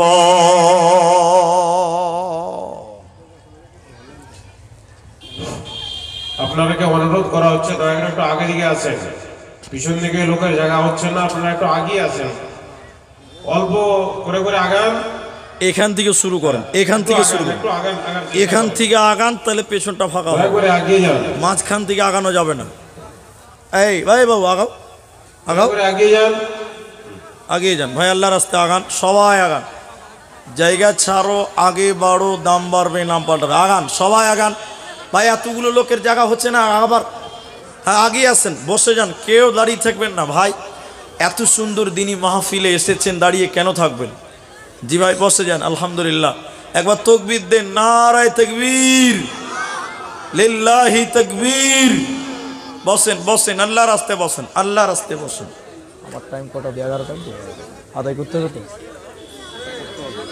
আদায় করতে হবে। আচ্ছা ঠিক আছে, 10:30 অবধি চলুক তাহলে। আচ্ছা আচ্ছা কি আছে? বসেন বসেন, আল্লাহর রাস্তায় বসেন ভাই, এতগুলো লোক দাঁড়িয়ে আছেন। আলহামদুলিল্লাহ, মাশাআল্লাহ, জাযাকাল্লাহ। তো যে কথা বলছিলাম, নবীজি মেয়েটাকে আবার ফিরাচ্ছেন, তার কোলে আছে একদিনের বাচ্চা। নবী বলছেন তোমাকে যদি আজকে রজম করা হয়, এই একদিনের বাচ্চাকে লালন পালন করা বড্ড মুশকিল, মারাও যেতে পারে। যে ভাই তো কাজ কি হবে? চলে যাও, যেদিন এই বাচ্চাটা খেতে শিখবে সেদিন আসো, সেদিন তুমি আমার কাছে আসবে, তোমার বিচার করব, তোমার বিচার করে দিব, তুমি বেঁচে যাবে, তুমি পবিত্র হয়ে যাবে। তৃতীয়বার যখন মেয়েটা আসছে, ওই কোলের বাচ্চার হাতে রুটি ছিল, রুটি দিয়ে প্রমাণ হচ্ছে বাচ্চাটা রুটি খেতে শিখেছিল, রুটি খেতে জানে। নবীজির কাছে যখন মেয়েটা এলো, নবীজির কাছে বাচ্চা কোলে নিয়ে যখন মেয়েটা এলো, আল্লাহর নবী ওই মেয়েটার কাছ থেকে বাচ্চাটাকে নিয়ে নিল এবং বললে সঙ্গে সাথীরা তোমরা যাও, পাহাড়ের ধারে নিয়ে যাও, ফাঁকা ময়দানে যাও, কোমর পর্যন্ত পুঁতে দিয়ে ইট পাথর ঢেল চালিয়ে তাকে রজম করে দাও, পৃথিবী থেকে তাকে বিদায় করে দাও। যেটা আমি বলতে চেয়েছি সেটা হলো এটা, এই মেয়েটা পালিয়ে যেতে পারতো, এই মেয়েটা ভেগে যেতে পারতো, পৃথিবীর কেউ জানতো না, দুনিয়ার কেউ জানতো না। নবী একবার দুবার তিনবার সুযোগ দিয়েছে, এর এরপরেও মেয়েটা ভাগেনি, এরপরেও মেয়েটা ভাগলো না, এরপরেও মেয়েটা পালিয়ে গেল না। কেন? কারণ হলো মেয়েটার ভিতরে ছিল আল্লাহর ভয়। এই দুনিয়া থেকে যদি পালিয়ে যাই, এই দুনিয়াতে যদি গোপন করে আমি এই গ্রাম থেকে পালিয়ে যাই, কিন্তু আল্লাহর আদালতে যেদিন বিচার হবে সেদিন কিন্তু বাঁচার উপায় রবে না। তাই মেয়েটা দুনিয়াকে তুচ্ছ মনে করলো, দুনিয়ার শাস্তিকে গ্রহণ করে নিল, আর আখিরাতের জন্য কামিয়াবি হাসিল করে নিল, আখিরাতের জন্য জান্নাতকে সঞ্চয় করে নিল। এই জন্য বান্দিরে, বান্দারে, তোমরা আল্লাহর সেই কঠিন দিন এবং আল্লাহর ভয়টা তোমরা দিলে নিয়ে নাও, তাহলে তোমাদের দ্বারা গুনাহ হতে পারে না। আর আপনার ভিতরে যদি আল্লাহর ভয় থাকে তাহলে আপনি আমলে উপযোগী হবেন, বেশি আমল করে মজা পাবেন। বলে কেন? একটা লোককে খালি বলা হচ্ছে এদিকে দেখেন, এদিকে নামাজ পড়েন ভাই, নামাজ পড়েন। মুলি সাহেব কাল থেকে পড়বো। আবার কাল বলছে ভাই নামাজ পড়েন, মুলি সাহেব কাল থেকে পড়বো। আবার বলছে ভাই নামাজ পড়েন, শুক্রবার থেকে মুলি সাহেব অবশ্যই পড়বো। কিন্তু লোকটা নামাজ পড়ে না, এত বলছে তাও নামাজ পড়ে না। আর একটা লোক 5 ওয়াক্ত নামাজ পড়ছে, তারপরও ওর দিল মানছে না। রাতের বেলায় ঠান্ডাতে উঠে তাহাজ্জুদের নামাজও পড়ছে, এরপরও তার দিলে শান্তি পেছে না যে আমি আখেরাতে বাঁচতে পারবো কিনা, আমি আখেরাতের দিন বাঁচতে পারবো কিনা। কারণ আখেরাতের ময়দানে আল্লাহর বিচারে যদি আমি ধরা পড়ে যাই, সেদিন আমার কোনো বাঁচার পথ থাকবে না। এই জন্য যাদের ভিতরে আল্লাহর ভয়, দেখবেন রাত 11টার সময় কাঁপতে কাঁপতে কাঁপতে কাঁপতে মসজিদে যাবে, মুলি সাহেবের দরজায় যেয়ে বলবে মুলি সাহেব আমাকে বাইক বাহিনী শিখিয়ে দেন, আত্তাহিয়াতু শিখিয়ে দেন, আমি নামাজ পড়বো, আমাকে আল্লাহ বলে ভয় লাগছে, জাহান্নাম বলে ভয় লাগছে, আপনি আমাকে একটু নামাজটা শিখিয়ে দেন। কিন্তু হতভাগা মুসলমান, আজকে আমরা আল্লাহ সম্পর্কে কোনো জ্ঞান নেই, আল্লাহ সম্পর্কে আমাদের কোনো ধারণাও নেই, যার কারণে আমাদের পাপের সংখ্যা বাড়ছে, আমাদের গুনাহ বেড়ে যাচ্ছে। নবী মুহাম্মদুর রাসূলুল্লাহ বলুন সাল্লাল্লাহু। বুখারী শরীফের কিতাবুন নিকাহ প্রথম হাদিস, হাদিসের রাবি হযরতে আনাস। একটু অ্যাটেনশন হন আমার দিকে, হাদিসটা অনেক লম্বা, কিন্তু আমি একটা শব্দ নেওয়ার জন্য আমি বলছি। 3 দলের কিছু লোক নবীজির স্ত্রীদের কাছে এলো। 3 দলের কিছু লোক নবীজির স্ত্রীর কাছে এসে বললেন, ইয়াসআলুনা আন ইবাদাতিন নবী সাল্লাল্লাহু আলাইহি ওয়াসাল্লাম, নবীর বিবিগণ তোমরা বলো নবীজি কেমন করে ইবাদত করতেন, কি ইবাদত করতেন বলো। নবীর বিবিগণ নবীর ইবাদত সম্পর্কে জানালেন, এই এই এই এই এই এরকম ইবাদত করতেন। ওদের 3 জনের মধ্যে একজন বলল, না, নবীজির ইবাদত কম হয়ে গেছে, রসুলের ইবাদত কম হয়ে গেছে, তিনি নবী তাই তিনি কম করেছে, আমরা নবী নই, আমাদের সঙ্গে আল্লাহর যোগাযোগ নেই, তাই আমাদের বেশি বেশি ইবাদত করতে হবে। একজন বলল সারা রাত নামাজ পড়বো, ঘুমাবো না। আর একজন বলল সব সময় রোজা রাখবো, আমি ইফতার করব না। আর একজন বলল ফালা তাজাওয়াজ, আমি জীবনে বিবাহ করব না। বিশ্ব নবী এলেন, আল্লাহর নবী যখন বাড়িতে এলেন, নবীর বিবেগণ বললেন, নবী গো, 3 দলের কিছু মানুষ আপনার ইবাদত জানার জন্য এসেছিল, আমরা বলে দিলাম নবী এই রকম করে ইবাদত করতেন। তারা বলল নবীর ইবাদত কম হয়ে গেছে, তাই তারা নবীজির চাইতে বেশি ইবাদত করবে। একজন বলল সারা রাত নামাজ পড়বো, ঘুমাবো না। একজন বলল সব সময় রোজা রাখবো, আমি ইফতার করব না। আর একজন বলল আমি বিয়ে করব না, সংসারের ঝামেলাতে আমি যাব না। নবীজি তাদের কাছে গিয়ে বললেন, তোমরা কি সেই 3 জন ব্যক্তি বলো, তোমরাই কি সেই 3 জন ব্যক্তি, তোমরা বলো। তারা 3 জন বললেন, জি হ্যাঁ, আমরাই সেই 3 জন ব্যক্তি। নবী বললেন, আম্মা ওয়াল্লাহি, আল্লাহর কসম, আমি তোমাদের চাইতেও আল্লাহকে বেশি বেশি করে ভয় করি। আমি নবী তোমাদের চাইতে আল্লাহকে বেশি বেশি বেশি বেশি করে ভয় করে। অতএব শুনে নাও, আমি নবী রাতের বেলায় ঘুমাতাম, নামাজ পড়তাম, আমি রোজা রাখতাম, বিরত থাকতাম। আমি নবী বিয়ে করেছি, আমার একাধিক বিবি ছিল, আছে।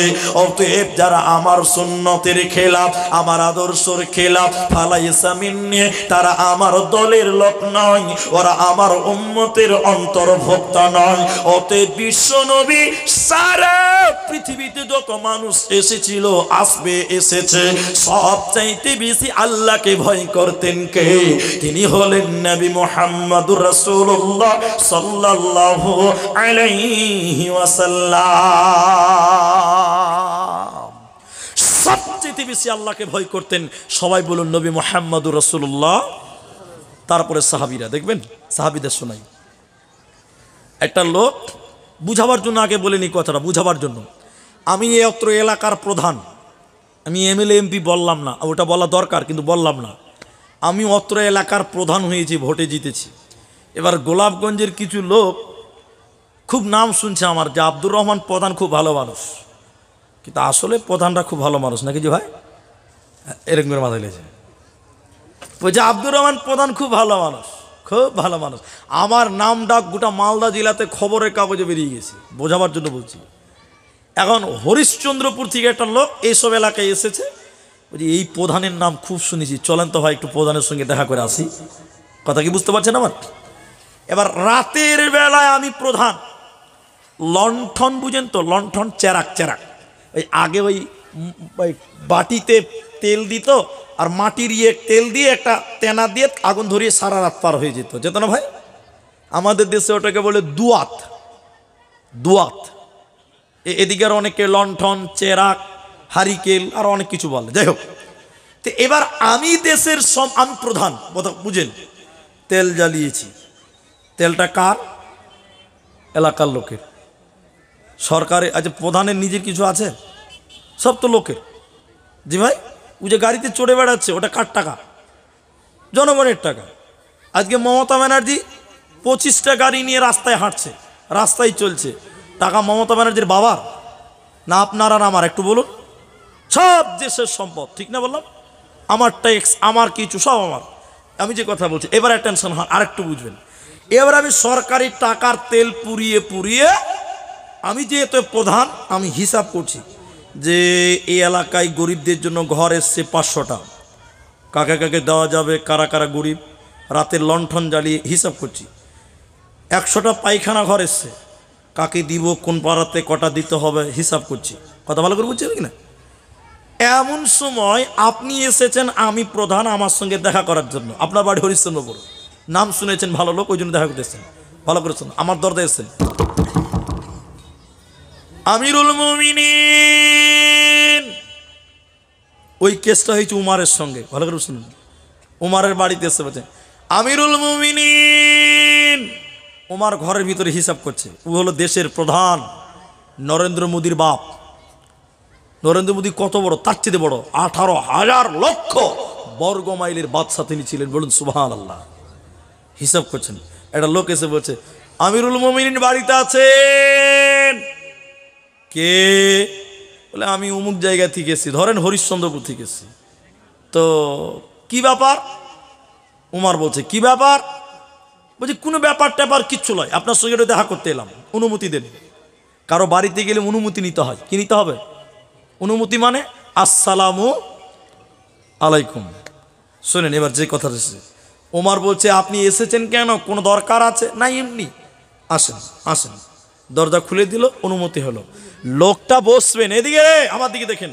লোকটা যখন উমারের সামনে বসছে, লণ্ঠনটা জ্বলছে, উমার লোকটার দিকে তাকিয়ে লণ্ঠনটাকে ফু দিয়ে নিভিয়ে অন্ধকার করে দিল। আচ্ছা, লোকটার সম্মান হলো না অপমান হলো? বুঝতে পারেননি মনে হয় একটু। লোকটাকে সম্মান করা হলো না অসম্মান করা হলো? আপনার বাড়িতে আমি এসেছি, আপনি যদি লাইট জ্বালা বাদ দিয়ে আরো নিভিয়ে দেন, তার মানে আপনি আমাকে অপমান করলেন। লোকটা বসা মানুষ দাঁড়িয়ে গিয়ে বললেন আমিরুল মুমিনিন খলিফাতুল মুসলিমিন ওমর, অনেক ভালো ভালো কথা আপনার ব্যাপারে শুনেছি, কিন্তু আজকের ব্যবহারে সন্তুষ্ট হতে পারলাম না।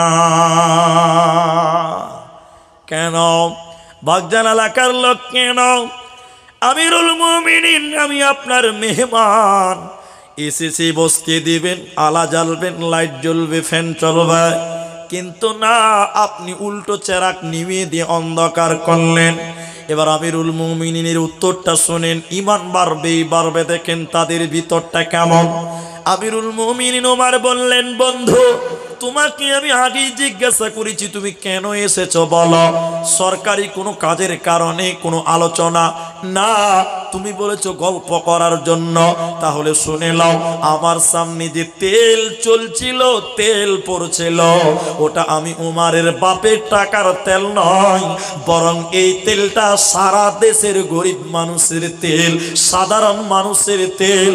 আমি উমার যদি গরিবের তেল পুড়িয়ে পুড়িয়ে যদি তোমার সঙ্গে বন্ধুত্ব করে, কাল কিয়ামতের দিন আল্লাহকে আমি কি জবাব দিব বলো? আল্লাহকে আমি কি হিসাব দিব বলো? আমার ভিতরে আল্লাহর ভয় আছে বন্ধুরে। আমি গরিবের মালকে অপচয় ভাবে খরচা করতে পারবো না।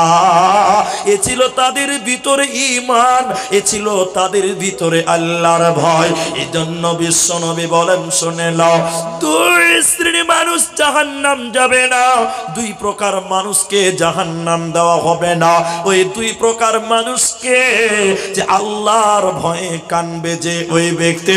দ্বিতীয় নম্বর, আল্লাহর দ্বীনকে যারা পাহারা দেয়, আল্লাহর দ্বীনকে যারা পাহারা দিয়েছিল, রাত্রি জেগে জেগে যারা বাইতুল মুকাদ্দাসকে পাহারা দিয়েছিল, যারা বাবরি মসজিদকে পাহারা দিয়েছিল, জ্ঞানবাপী মসজিদকে যে মুসলমানেরা রাত্রি জেগে জেগে পাহারা দিয়েছিল, তামাম পৃথিবীর মসজিদ গুলোকে যারা রাত্রি জেগে জেগে মুসলমান পাহারা দিয়েছিল, ওই সকল মুসলমানেরা নবীজি বলেন তারা জাহান্নাম যাবে না।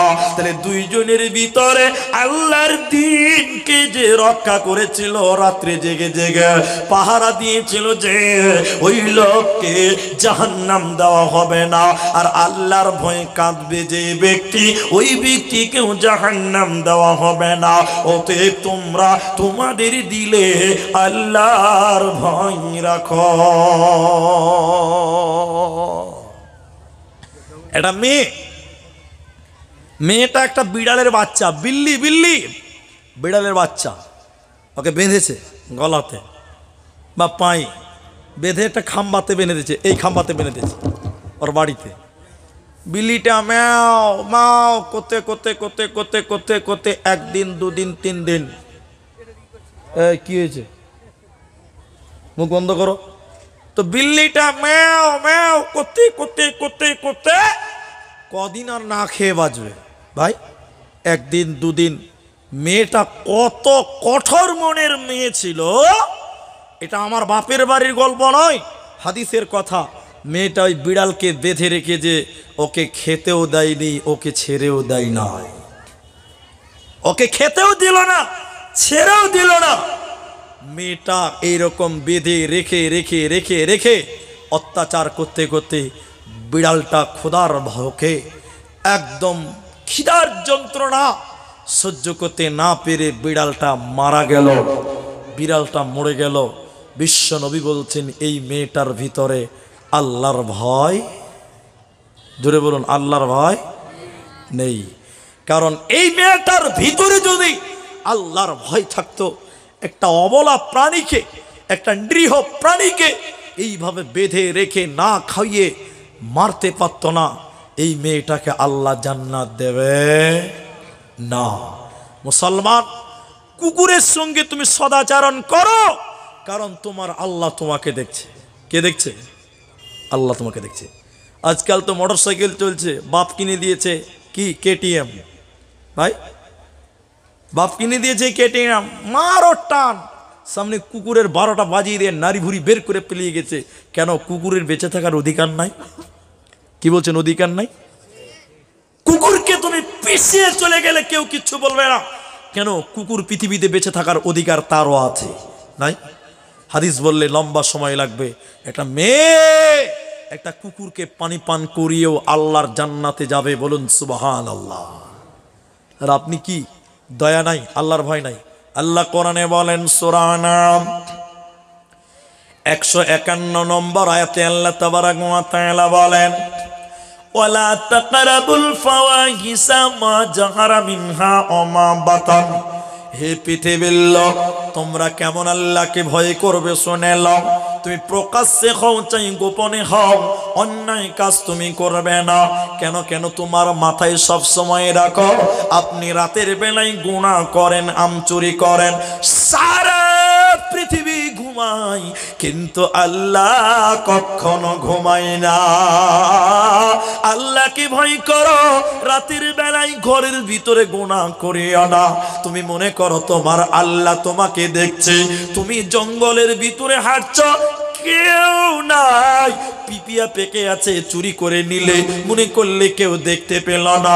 না না না, তুমি আল্লাহকে ভয় করো, তোমার আল্লাহ তোমাকে দেখছে। বাগজান ঝনঝনিয়া মাদ্রাসা, আমি এই মাদ্রাসার কথাটা বলছি, আপনাদের যে মাদ্রাসা, আমি আপনাদের বোঝাবার জন্য একটা উদাহরণ দিব। উদাহরণটা কি? আমার সাথী ছিল যারা, বন্ধু যারা আছে, আমি এখনকারটা বলছি। দেখেন, আমরা 7টা বন্ধু একজন মৌলানার কাছে বুখারী পড়ি, ইনার কাছে বুখারী পড়ছি, বোঝাবার জন্য বলছি। ইনার কাছে আমি বুখারী পড়িনি, বুঝাবার জন্য বলছি। একদিন হেড মৌলানা ক্লাসরুমে ঢুকে গেছে, বুখারী পড়াবেন। ঢুকেই দেখছি যে 7টা আপেল নিয়ে এসছে। কী নিয়ে এসছে বললাম? আর একটা করে চাকু নিয়ে এসছে। উদাহরণটা খুব ভালো করে শোনেন। তা আমরা বুখারীর ছাত্র মানে বুঝতে পারছেন, মানে মাইজকুল মুলবি হয়ে গেছে আর কি, আর কিছুদিন পড়লে পাক্কা মুলবি আর কি। এবার আপেল আর চাকু নিয়ে যখন হেড মৌলানা রুমে এসছে, ক্লাসরুমে, তা আমরা সবটি ছেলে ইয়ার্থি করতে লেগেছি মৌলানার সঙ্গে, মৌলানা ব্যাপারটা আবার কি, আজকে আপেল খিলাবেন নাকি? তো হেড মৌলানা বলছে, না আপেল তো খিলাবো ঠিক আছে, কিন্তু একটা পরীক্ষা দিয়ে খেতে হবে। খুব মনোযোগ দিয়ে শুনেন, পরীক্ষাটা কি? এবার হেড মৌলানা বলছে, তোমাদের একটা করে আপেল দিচ্ছি, নাও, আর একটা চাকু দিলাম, তোমরা এখন কাটবে না, এখন খাবেও না, আগামীকালকে ক্লাসে খাবে। কেমন করে খাবে? এদিকে বলছে, এই আপেলটাকে তোমরা 5 পিস করে করবে। কয় পিস করে করবে সবাই বলুন?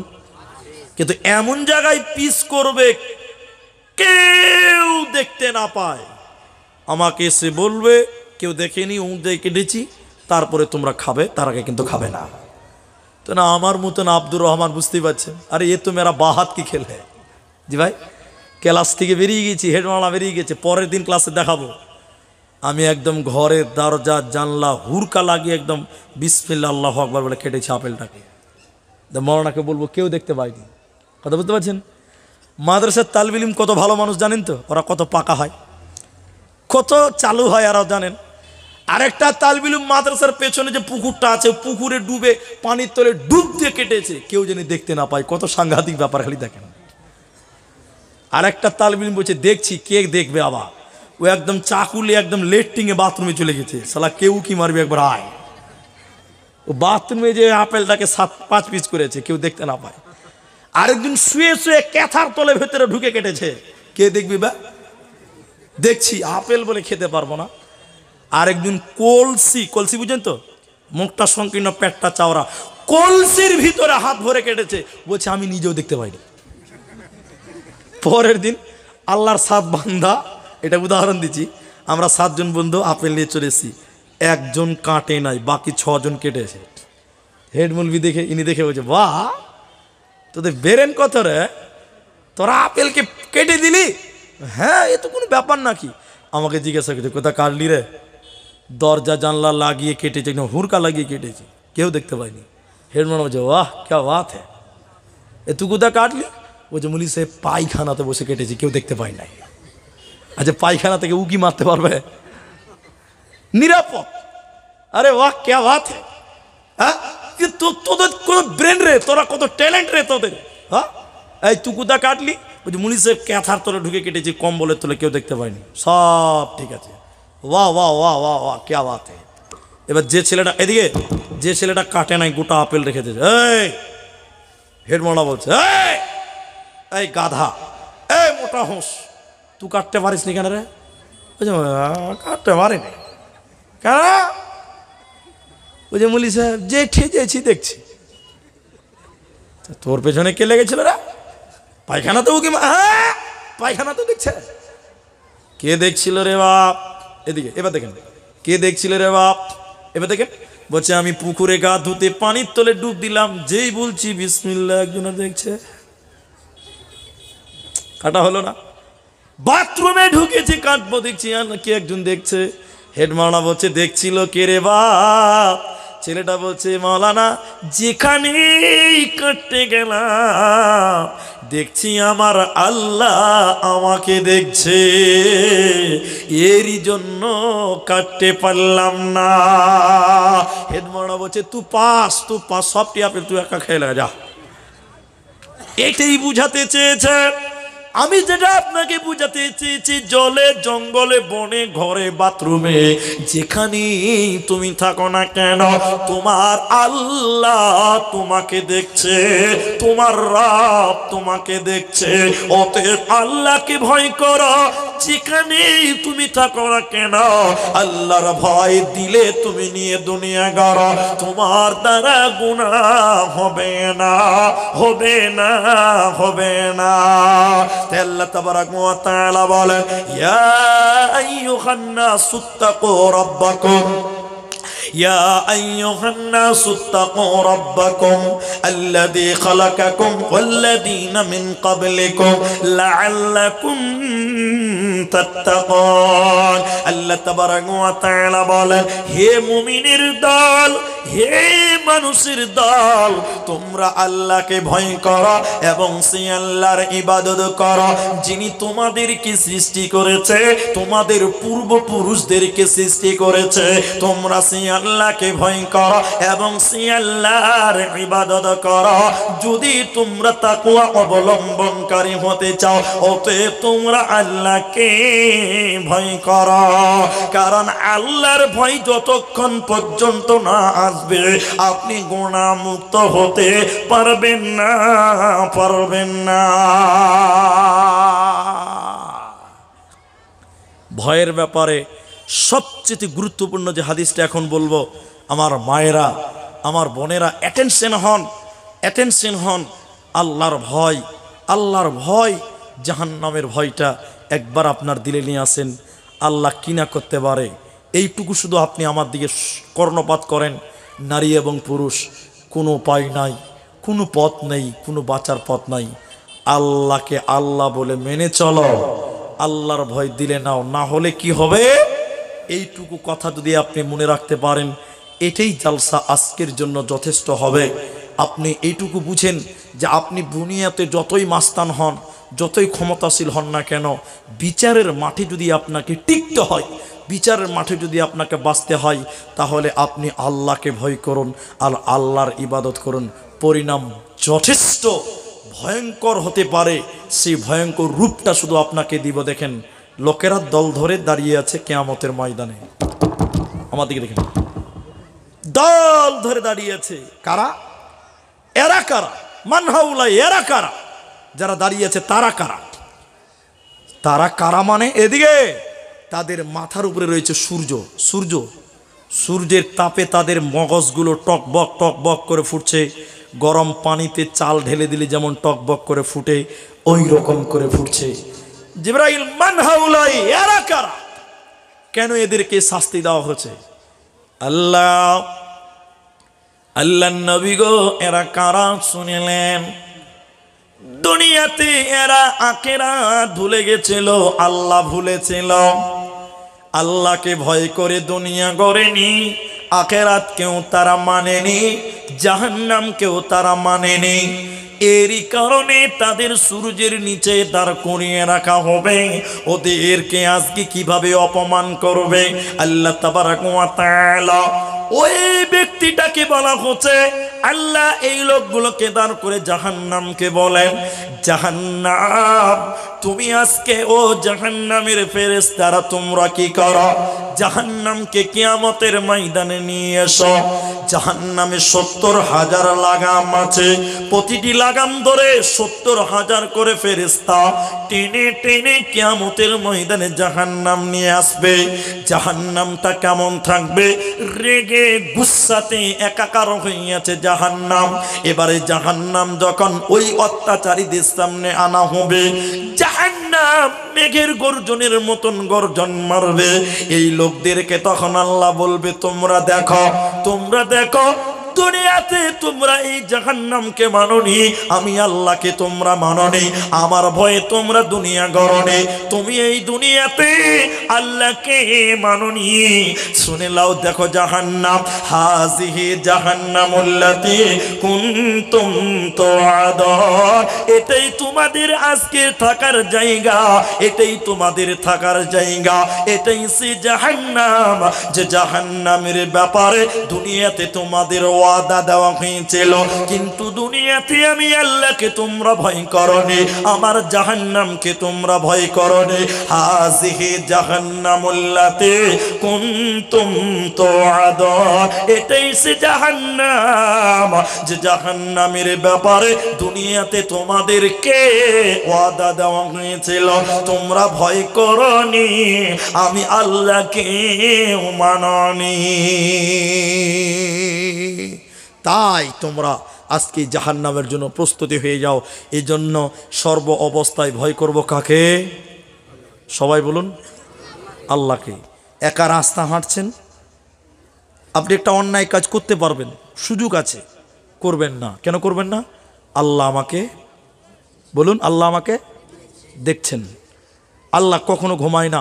আয়াতুল কুরসির তাফসিরটা পড়বেন, বাংলাতে ইবনে কাসিরের তাফসিরটা পড়ুন। আল্লাহর ঘুমের দরকার নাই। আল্লাহর ঘুমের দরকার আছে? আল্লাহ সব কিছু দেখেছে, দেখছেন। এই জন্য কোরআনের এই কথাটা মনে থাকবে, ওয়ালা তাকরাবুল ফাওয়াহিশা মা যাহারা মিনহা ওয়াল বাতান। আল্লাহ বলেন, প্রকাশ্যে কিংবা গোপনে, নির্জনে কিংবা অন্ধকারে বা প্রকাশ্যে আলোতে কোনো টাইমে তোমরা গুনাহ করবে না এবং গুনহার কাছেও তোমরা যাবে না। সর্বোপরি তোমরা আল্লাহকে ভয় করো, আর আল্লাহ তোমাকে দেখছে। আল্লাহর কাছে গোপন বলতে কিচ্ছু নাই, এটা তুমি চিন্তা ভাবনা করে দুনিয়া গড়ো। মরার পর তোমার জন্যই জান্নাত থাকবে, তোমার কোনো চিন্তা থাকবে না। ভাইজান, আমার কাছে ইশারা, আর এটা আমার জানাও আছে, এটা আমাকে না বললেও চলবে। আমি জানি আমার পরে আমাদের একজন ভাই, বর্তমান সময়ের ব্যস্ততম বক্তা, তিনি কারি ইয়াসিন হাফেজাহুল্লাহ, তিনি এসে বসে আছে। একসঙ্গে কত গল্প করলাম, খাওয়া দাওয়া করলাম, স্টেজে এলাম, উনি রেস্টে আছে। আমার পরেই তিনি স্টেজে আসবেন। বিধায় আমি যদি 2 ঘন্টা বক্তব্য রেখে নেমে যাই মসজিদটার জন্য জালসা, তাহলে মসজিদের উন্নতি হবে না। আমাদের জালসার 2টি উন্নতি, 2টো টার্গেট। এক, মানুষের ইমানের উন্নতি করা, আর আল্লাহর ঘর মসজিদের উন্নতি করা, অথবা নবীর মাদ্রাসার উন্নতি করা। 2টোকেই আমরা লক্ষ্য রাখবো। তাই আমি আপনাদেরকে বেশি জ্বালাবো না, ডিস্টার্বও করবো না। আমি আপনাদের ছেলে মানুষ, আমি আপনাদের ছেলের মতন, আমি আপনার ভাইয়ের মতন, কারো বন্ধুর মতন। আমি শুধু এইটুকু বলতে চাই, এই বরাবাদ্ধা ভাগজান জামা মসজিদ, এই যে মসজিদের উন্নতি কল্পে জালসা, আমরা সবাই জেনে শুনে এসেছি। আজকে একটা বড় সুযোগ এসেছে। সুযোগটা কি? নবীজি বলছেন, আল মাইয়িতু কাল গারিব, মানুষ যখন মরে যায় মানুষেরা পথিকের মতন তাকিয়ে থাকে, ভিখারির মতন তাকিয়ে থাকে। এই আমার দিকে দেখেন, বুঝতে পারেননি? তাকিয়ে থাকে মানে আপনার মা মরে গেছে, আপনার মা তাকিয়ে থাকে কিসের লিগে? এই যে কিসের জন্য তাকিয়ে থাকে? আপনার মা অপেক্ষায় থাকে, আমার ছেলেটা আমার জন্য দোয়া করবে। কি করবে? এই জন্য বাবা মা মরে গেলে তাদের জন্য মাঝে মধ্যে দোয়া করতে হবে। কি করতে হবে? এরা কথাই বলে না, কি করতে হবে? আল্লাহ নবী বলছেন, মানুষ মরে গেলে তাকিয়ে থাকে, আপনার মা বাপ কবর থেকে তাকিয়ে থাকে, আমার ছেলে হবিবুর আমার জন্য একটু দোয়া করবে, এটা তার আশা থাকে, অপেক্ষায় থাকে। 2, আল্লাহ নবী বলছেন, মানুষ যারা মরে যায় তারা আপনাদের দুনিয়ার দিকে তাকিয়ে থাকে, আমার ছেলেটা, আমার মেয়েটা আমার জন্য দান করবেন, সাদগা করবেন, আমার জন্য দান করবেন, সাদগা করবেন। এই দান এবং সাদগার জন্য অপেক্ষায় থাকে যারা মারা যায় তারা। এই জন্য বিশ্ব নবী বলেছেন, কেউ যদি মৃত ব্যক্তির জন্য দান করে, কেউ যদি মৃত মানুষের জন্য দান করে, সঙ্গে সঙ্গে আল্লাহ কবরের শাস্তি বন্ধ করে দেয়। আশ্চর্য কথা, মরা মানুষের জন্য কেউ যদি দান করে, বিশ্বনবী বলছেন সঙ্গে সঙ্গে কবরের শাস্তি বন্ধ হয়ে যায়। কেমন বন্ধ হয়? আগুনে পানি ঢেলে দিলে যেমন আগুন নিভে যায়, আগুনে পানি দিলে যেমন আগুন নিমে ঠান্ডা হয়ে যায়, মৃত ব্যক্তির জন্য কেউ যদি দান করে, মা হোক, বাপ হোক, দাদি হোক, দাদা হোক, স্বামী হোক, স্ত্রী হোক, ভাই হোক, বোন হোক, তাদের জন্য কেউ যদি দান করে সঙ্গে সঙ্গে তাদের কবরের শাস্তিকে আল্লাহ বন্ধ করে দেয়। বলুন সুবহানাল্লাহ। তাই আজকের এই জালসাতে আপনি আব্দুর রহমানকে খুশি করতে হবে না, আপনি আল্লাহকে খুশি করবেন এই নিয়তে যারা আজকের এই জালসাতে এসেছেন। আমি জানি না কার কত টাকা আছে, কার পকেটে কত টাকা, কার বাড়িতে কত টাকা, আল্লাহ সব জানে। তাই আমি আপনাদের উপরে ভরসা, আল্লাহর উপরে ভরসা করে এখানে যতগুলো মানুষ আছেন আমি একজন একজন করে কয়েকটা লোকের নাম কয়েকটা লোকের কাছে দাবি করব। একজন মানুষ কে আছেন যিনি বলবেন যে মাওলানা আমি আমার মায়ের জন্য, আমি আমার আব্বার জন্য, আমি আমার বাবার জন্য, যে বাবা আমাকে কষ্ট করে মানুষ করেছেন, আমার বাপ ধান কেটেছে, গম কেটেছে, সবজির চাষ করে আমাকে মানুষ করেছেন, সেই বাবা আজকে কবরে শুয়ে আছে, আমি সেই বাপের কবরের শাস্তির জন্য আমি আমার আব্বাকে আমি 20,000 টাকা দেব। কেউ বলবেন মাওলানা আমি 10,000 টাকা আমি আমার মায়ের জন্য দিব, কেউ বলবেন আমি আমার মায়ের জন্য দিব 10,000, কেউ বলবেন বাপের জন্য দিব 10,000 টাকা। আচ্ছা, শ্বশুর শাশুড়ির জন্য দোয়া চেয়ে দেখেন প্রথম দান এটা আমার হাতে 500 টাকা দিয়েছেন, জানি না কে দিয়েছেন। আল্লাহ যেন তার শ্বশুর শাশুড়ি যদি মারা গিয়ে থাকেন, আল্লাহ তুমি তাদের কবরটাকে জান্নাতের টুকরা বানিয়ে দাও। বলুন আল্লাহুম্মা আমিন। আল্লাহ গো যে আশা উদ্দেশ্য নিয়ে দিয়েছে আল্লাহ তুমি তার নেক উদ্দেশ্য পূরণ করো। বলুন আল্লাহুম্মা আমিন। আল্লাহুম্মা সাল্লি আলাইহি আল্লাহুম্মা বারিক আলাইহি। এই মসজিদটার জন্য একজন লোক বলুন যিনি বলবেন 10,000